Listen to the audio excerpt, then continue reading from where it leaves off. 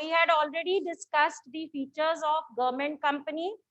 As I told you, government company is the one which is incorporated under Companies Act 2013. So all the provisions of that act are applicable to the government companies. ठीक है?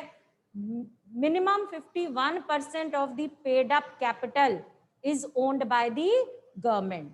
Shares of the government are in the names of President of India. Whosoever is the current president, उसके नाम के वो shares transfer हो जाते हैं. ठीक है?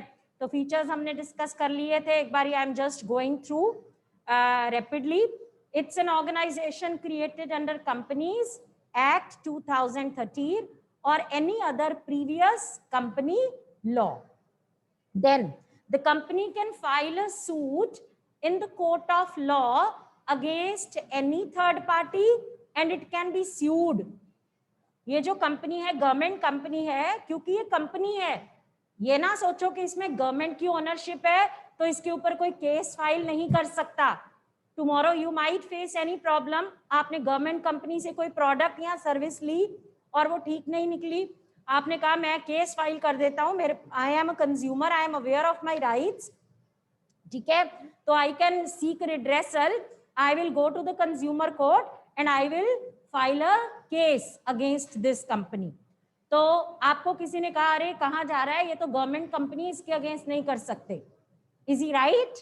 No, it's a company. Even though इसके majority of the shares government के पास हैं, but it is a company, it becomes an artificial person, it can sue others and it can be sued by others. ठीक है? Then it can enter into contract.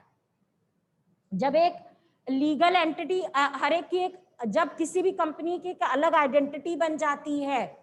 Now company is the creation of law, so it acquires a separate legal entity. तो जिसकी separate legal entity है बेटे, that can enter into contract, that can own property in its own name. So this become another feature. Then sorry, the management of the company is regulated by the provisions of the Companies Act like any other public limited company. तो जिस तरह से जो companies act 2013 की provisions में लिखा हुआ है कि कंपनी की मैनेजमेंट कैसी होनी चाहिए. कंपनी के दो डॉक्यूमेंट्स होते हैं ना, MOA, AOA. गवर्नमेंट कंपनी को भी ये दोनों डॉक्यूमेंट्स बनाने पड़ते हैं. MOA contains objectives for which the company is formed. AOA contains rules and regulations for the internal management of the company. ठीक है? तो जिस तरह से एक पब्लिक लिमिटेड कंपनी अपना आर्टिकल्स ऑफ एसोसिएशन बनाती है, सिमिलरली बेटे गवर्नमेंट कंपनी को भी अपना आर्टिकल्स ऑफ एसोसिएशन बनाना पड़ता है. Now that AOA contains rules for the internal management. So whatever rules are there, they have to be followed by the government company. जैसे कंपनीज एक्ट की provisions ये कहती हैं कि कोई भी पब्लिक लिमिटेड कंपनी है उसके मिनिमम 3 डायरेक्टर्स होने चाहिए, है ना? तो गवर्नमेंट कंपनी को भी मिनिमम 3 डायरेक्टर्स रखने पड़ेंगे. 7 भी रख सकती है, 8 भी रख सकती है, लेकिन minimum 3 directors should be there. Now these directors, because majority of the share is owned by the government, right? 60% भी हो सकती है गवर्नमेंट की ओनरशिप, 70% भी हो सकती है. मिनिमम मैंने 51 बोला है, that is minimum. Maximum could भी 80%, 90% हो सकता है. गवर्नमेंट सिर्फ अपने 1% के शेयर ही पब्लिक को दे, हो सकता है ना. मैंने मिनिमम वर्ड कहा है, मैक्सिमम नहीं कहा. तो क्योंकि मैक्सिमम शेयर्स बेटे या मेजॉरिटी शेयर होल्डर गवर्नमेंट है, तो जनरली इनके जो बोर्ड ऑफ डायरेक्टर्स होते हैं उनमें ज्यादा डायरेक्टर्स गवर्नमेंट की तरफ, गवर्नमेंट के रिप्रेजेंटेटिव्स होते हैं. ठीक है? So this was another feature. Next, employees of the company are appointed according to their own rules and regulations as contained in MOA and AOA. ये गवर्नमेंट एम्प्लॉयज नहीं होते, गवर्नमेंट कंपनीज के employees. Like I gave you certain examples, steel authority of India limited, Bharat heavy electrical limited, ONGC, all these are government companies. ठीक है, तो इनके जो employees हैं इनको कैसे अपॉइंट करना है, इनकी कैसे रिक्रूटमेंट होनी है, इनको सैलरी कितनी देनी है, इनके लिए कौन से रूल्स एंड regulations इनके ऊपर लागू होने हैं, all these are contained in the respective MOA and AOA of these companies. इसका अपना MOA और AOA होगा, इसका अपना सेपरेट होगा. According to that, right, the employees will be appointed, and all the rules and regulations which they are required to follow, that will be contained in their respective MOA and AOA. Next feature bete, these companies are exempted from the accounting and audit rules and procedure. An auditor is appointed by the central government and the annual report is to be presented in the parliament or the state legislature. So departmental undertaking में हमने discuss किया था कि इनके ऊपर auditing controls होते हैं, accounting procedures इनको फॉलो करने पड़ते हैं. About government companies, they are exempted from the accounting and audit rules and procedures. ठीक है, इनको एग्जम्पशन है. सेंट्रल गवर्नमेंट एक ऑडिटर अपॉइंट कर देती है जो कि इनके अकाउंट्स को वेरीफाई या ऑडिट करता है. ठीक है, ऑडिट का मीनिंग आपको अभी इस टाइम पे इतना ज्यादा नहीं मालूम, so you can relate it to verification. Auditing of accounts means verification of accounts. ठीक है, सो उनको वेरीफाई करता है, ऑडिट करता है. और ये जो कंपनीज हैं, they are supposed to present their annual reports. You know the concept of annual report? Every company, चाहे वो प्राइवेट लिमिटेड कंपनी है, चाहे वो पब्लिक लिमिटेड कंपनी है, चाहे वो पब्लिक सेक्टर अंडरटेकिंग है, हर कंपनी को अपनी एनुअल रिपोर्ट बनानी पड़ती है. आप have you ever attended annual function of the school? How many of you have attended annual function? Okay, so do you know ma'am principal reads out annual report during the annual function? Yes. What does she read out over there? Achievements of schools during last 1 year. हमारे students ने कहाँ कहाँ participate किया और वहां से कौन कौन से प्राइजेस जीते, उनकी क्या क्या पोजीशंस रही. इसके अलावा हमारे स्कूल को ब्रिटिश ओलंपिया अवार्ड मिला, जो भी अचीवमेंट्स हमारे स्कूल की स्पेशल रही हैं वो. ठीक है, लेकिन जो कंपनी की एनुअल रिपोर्ट होती है, it's of course it contains the achievements, but company की अचीवमेंट्स किसमें हैं? चलो, किसी कंपनी को एक्सपोर्ट अवार्ड मिला, वो उसकी एनुअल रिपोर्ट में होगा. किसी कंपनी ने अपनी नई ब्रांच खोली, वो भी उसकी एनुअल रिपोर्ट में होगा. लेकिन more specifically annual report contains financial statements of the company. जब आप +2 में जाओगे ना, आपको फाइनेंशियल स्टेटमेंट्स के बारे में और नॉलेज होगी. अभी तक आपको P&L अकाउंट पता है, profit and loss account, balance sheet अभी नहीं मालूम. चलो, you will come to know in +1 only. So what is balance sheet बेटा? It is a statement of assets and liabilities of the company. So ये सारी चीजें हमें लोगों को बतानी है. अगर मेरे पास सेल के शेयर्स हैं, तो don't I have the right to know about how much profit this company is earning? I am having shares, which means I am the shareholder of this company, which means I am the owner of this company. I could be owning 0.2% of the shares, but even that does not deny my relationship with the company. एक company ने 100 करोड़ की investment की है, उसमें से मेरे पास 1000 रुपए के शेयर्स हैं तो सही, चाहे 0.01% के हैं, मैं इस कंपनी की शेयर होल्डर हूं या नहीं? शेयर होल्डर कौन होता है? ओनर होता है। Who is the share holder? Owner. Share है मेरे पास, कंपनी का हिस्सा है। शेयर क्या है? कंपनी की कैपिटल का एक टुकड़ा है। तो मेरे पास I am owning one part, एक छोटा सा टुकड़ा कंपनी के शेयर्स का मेरे पास है, उसकी कैपिटल का मेरे पास है। तो मैं कंपनी की क्या हो गई? ओनर हो गई। ठीक है, तो I have every right to know about the financial status of the company. So वो जो गवर्नमेंट कंपनीज होती हैं, क्योंकि इनके majority shareholder government ownership है, ठीक है, यानी गवर्नमेंट का पैसा ज्यादा लगा हुआ है इसमें।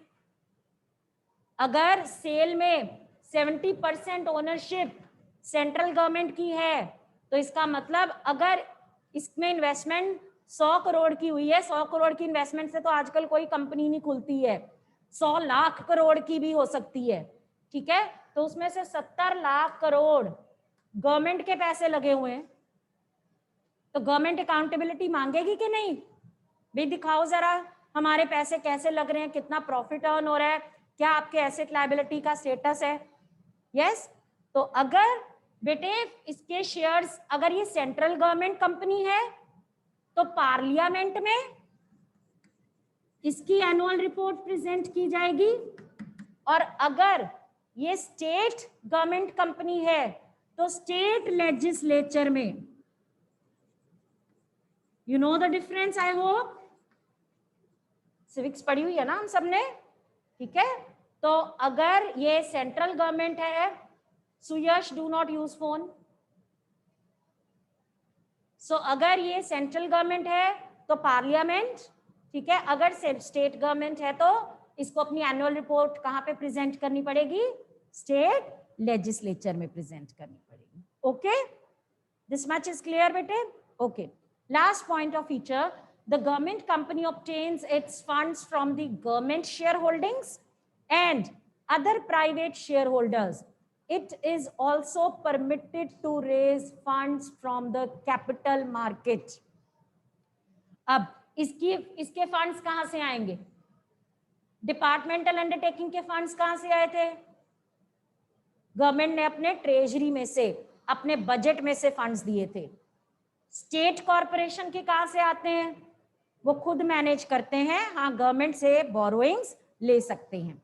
गवर्नमेंट कंपनी के कहां से आएंगे फंड्स? बेटे जितने परसेंटेज की गवर्नमेंट का शेयर है, हिस्सेदारी है, उतने परसेंट फंड्स कहां से आएंगे? गवर्नमेंट से आएंगे। रेस्ट कहां से आएंगे? पब्लिक से आएंगे, शेयर्स बेच के। मैंने जब सेल के शेयर लिए, मैंने कंपनी की कैपिटल में कंट्रीब्यूट किया और नॉट, ठीक है। और इसके अलावा they are permitted to raise funds from the capital market also. Now capital market बेटे वो मार्केट होती है जहां से हम लॉन्ग टर्म फंड्स ले सकते हैं। अगेन +2 में बहुत डिटेल में है मनी मार्केट और कैपिटल मार्केट के बारे में, तो आप सिर्फ इतना समझिए, कैपिटल मार्केट वो मार्केट है जहां से देयर आर डिफरेंट इंस्ट्रूमेंट्स जिनकी हेल्प से आप फंड्स बोरो कर सकते हो, ठीक है। Okay, so now study the merits and demerits of government company. So अगर किसी को कोई डाउट है बेटे तो पूछ लीजिए। Only 19 students have joined the class. Akshat, Amish, Amit, Aryan, any doubt bete? This side? Okay. So let's see the merits enjoyed by the government companies. Bete, a government company can be established by fulfilling the requirements of Indian Companies Act. So a separate act in the parliament is not allowed. ये कैसे form हो सकती है? Supposing, देखो अभी तक आपको इतना पता चल गया कि गवर्नमेंट सेक्टर, अगर गवर्नमेंट ने इकोनॉमिक एक्टिविटीज करनी है, यानी कोई भी एंटरप्राइज सेटअप करनी है, इसके पास 3 ऑप्शंस हैं। पहला, एक मिनिस्ट्री का डिपार्टमेंट सेटअप कर दिया, जिसको क्या कहेंगे? Departmental undertaking. It is the result of a separate department created in the ministry. Second is statutory. For that, government passes a special act. So, don't you think both of them are a bit complicated to pass an act in Indian Parliament? Is it easy? No. ठीक है? There is a lot of, so much of protests are being done. चलो, anyhow, protests ना भी हो. So, passing a special act requires lot of efforts, lot of times. Whereas, if you want to set up a government company, how do you do that? Simply by following the provisions of Companies Act. No need to create a separate act. So ये इसका merit हुआ कि नहीं? इसके लिए कोई हमें separate act पास करने की जरूरत नहीं है. Right? Next बेटे, it has a separate legal entity apart from the government. Every company has a separate legal entity apart from its members. So here the majority shareholder is government. So इसकी government से हट के एक अपनी entity. It is a separate legal entity. ठीक है? Then it enjoys autonomy in all the management decisions and takes actions according to business prudence. ये word मैं लिख रही हूं यहाँ पे, business prudence. बेटे पहली बात, it enjoys autonomy in all the management decisions. What does it mean? ये लाइन तो इजी है, क्या मतलब बना इसका? It is independent enough to take all its decisions. Autonomy का वर्ड मतलब क्या? Autonomy वर्ड का independence. ठीक है? तो it enjoys autonomy, independently अपनी सारी decisions ले लेती है, and it takes actions according to business prudence. Business prudence, अगर आप एक प्राइवेट पर्सन हो, प्राइवेट बिजनेसमैन हो, तो जब भी आप कोई एक्शन लोगे, डिसीजन लोगे, आप अपने बिजनेस को माइंड में रखते हुए लोगे.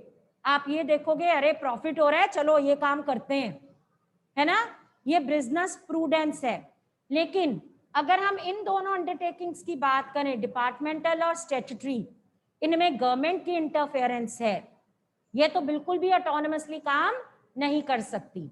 ये इंडिपेंडेंट है, लेकिन फिर भी गवर्नमेंट का कंट्रोल रहता ही है.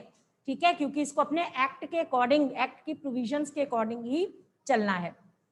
So to take decisions according to business prudence.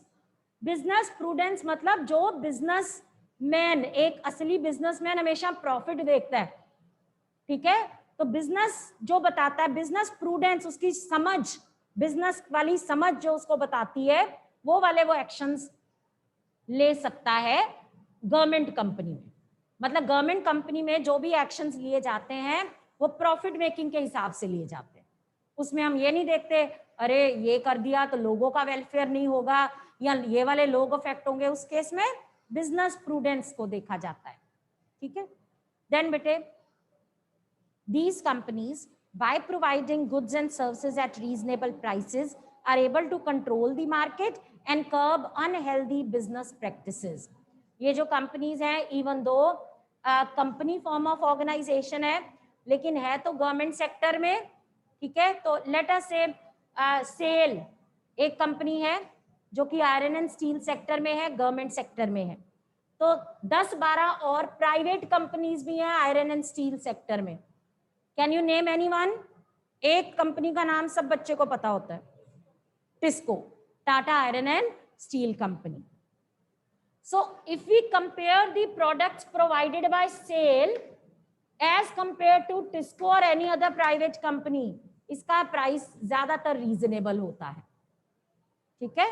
So they provide goods and services to the people at reasonable prices, which curbs unhealthy business practices, जो अनहेल्दी बिजनेस प्रैक्टिसेस कंट्री में चलती हैं उनके ऊपर रोक लगाता है। रोक कैसे लगाया?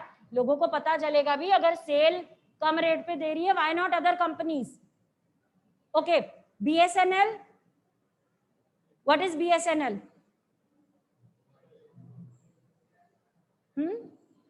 Telecom service provider. Okay, give names of other telecom service providers. आपके पास जिसका, सबके पास मुझे लगता है जियो का ही होगा, है ना, एयरटेल और वोडाफोन और आइडिया। गुड। सो बेटे, अगर बीएसएनएल आपको कम प्राइस पे अपनी सर्विसेज दे रही है, उसने एसएमएस के चार्जेस कम रखे हुए हैं, कॉल रेट कम रखी हुई हैं, तो नेचुरली एयरटेल बहुत ज्यादा हाइक नहीं कर सकता। आजकल रादर उल्टा हो गया है, बीएसएनएल ने अपने रेट्स कम किए, एयरटेल ने और कम कर दिए, आइडिया ने उससे भी कम कर दिए, जियो ने आके तो धमाल ही मचा दिया। हुआ कि नहीं? All this is initiated by one company. जब वो कहता है कि बीएसएनएल ने दे दिया, तो लोग तो बीएसएनएल का कनेक्शन ले लेंगे। तो हम अपने इससे पहले की बात करें तो प्राइसेस बहुत हाई होते थे, आउटगोइंग भी होती थी, रोमिंग चार्जेस भी होते थे। आजकल ऐसा नहीं है। ठीक है, सो एक कारण ये भी है कि इस सेक्टर में गवर्नमेंट कंपनी है जो कि रीजनेबल प्राइसेस पे गुड्स प्रोवाइड करती है, जिसके करके अनहेल्दी बिजनेस प्रैक्टिसेस के ऊपर रोक लग जाती है। राइट? ठीक है, let's move ahead towards the limitations now. बेटे, despite the autonomy given to these companies, they have certain limitations. Number one, since the government is the only shareholder in some of the companies, the provisions of Companies Act does not have much relevance. देखो बेटे, जब हमने ये company setup की, हमने government ने कहा भी देखो डिपार्टमेंट तो नहीं बन सकता और मिनिस्ट्री को और एक्सपैंड नहीं कर सकते। ठीक है, गवर्नमेंट ने सोचा कि हमने आयरन एंड स्टील या टेलीकॉम में एंटर करना है, फर्टिलाइजर इंडस्ट्री में एंटर करना है, हैवी इलेक्ट्रिकल्स में एंटर करना है, तो फिर गवर्नमेंट ने कहा भी एक्ट भी नहीं बन सकता अलग से, आप ऐसे करो गवर्नमेंट कंपनी खोल लो। गवर्नमेंट कंपनी खुल गई। अब जरूरी नहीं है कि गवर्नमेंट, मैंने आपको बोला मिनिमम कितना होना चाहिए गवर्नमेंट के पास शेयर, मैक्सिमम कोई लिमिट नहीं है, no limit. These could be wholly owned by the government. These could be wholly owned by government। कहती मेरे पास कैपिटल है, फंड्स है मेरे पास, ठीक है, इसलिए नहीं मैं कह रहा मेरे पास फंड्स नहीं है तो मैंने डिपार्टमेंट नहीं खोलना, मैंने एक्ट नहीं पास करना। फंड्स की कोई कमी नहीं है, but in order to make our work easy, और commercial enterprises generally government company से ही खुलते हैं, तो गवर्नमेंट कंपनी खोल ली से ओएनजीसी। सपोज, मैंने ये नहीं कहा कि ओएनजीसी में 100% ओनरशिप गवर्नमेंट की है, लेट अस सपोज 100% ओनरशिप यहाँ पर गवर्नमेंट की है, तो इस केस में बेटे गवर्नमेंट अपने अकॉर्डिंग चलती है, क्योंकि government is the only share holder, board of directors government के हो गए। ठीक है, तो इस केस में कंपनीज एक्ट की जो प्रोविजंस हैं वो ज्यादा रेलेवेंस नहीं रखती। ठीक है, then it evades constitutional responsibility which a company financed by the government should have। बेटे फंडिंग कौन कर रहा है इसकी? गवर्नमेंट से ही आ रही है, government is the majority share holder, तो फंडिंग कहां से आ रही है? गवर्नमेंट की। तो जब गवर्नमेंट के पैसे इस्तेमाल हो रहे हैं बेटे, तो इसकी कुछ हमारे कॉन्स्टिट्यूशन की तरफ कुछ रिस्पॉन्सिबिलिटी बनती है, लेकिन इट इवेड्स कॉन्स्टिट्यूशनल रिस्पॉन्सिबिलिटी। ये जो कंपनीज हैं ये अपनी कॉन्स्टिट्यूशनल रिस्पॉन्सिबिलिटीज नहीं निभाती हैं। क्यों नहीं निभाती हैं? क्योंकि these are not directly answerable to the parliament, they are merely to present their annual reports in the parliament. इसके अलावा पार्लियामेंट में जाकर इनके ऊपर कोई सवाल जवाब खास नहीं होता है, तो उस चीज का ये फायदा उठाती है। अगर हम आपको स्कूल में आप आ रहे हो, ठीक है, और आपके ऊपर हमारा कोई चेक नहीं है, कोई डिसिप्लिन की टीचर्स नहीं है, कोई कुछ नहीं है, you can move freely, specially in this time period, तो would you maintain social distance? You would not. Would you make use of mask? You would not. Yes, because there is no check on you people. But if you know that if you move out unnecessarily in group, teachers would be standing there, they would stop you, they would call your parents. Of course, you would be a bit afraid. You on your own would be fulfilling your responsibility. ठीक है, तो यही case in companies के साथ है. These are not directly answerable to the parliament, so they evade their constitutional responsibility.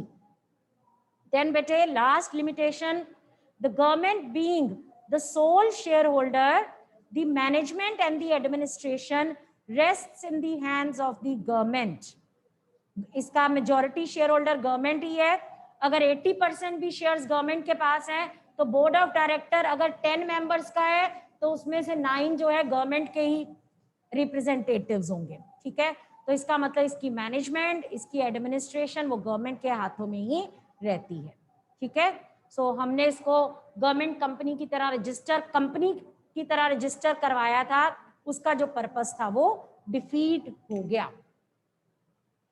यहां तक clear है बेटे?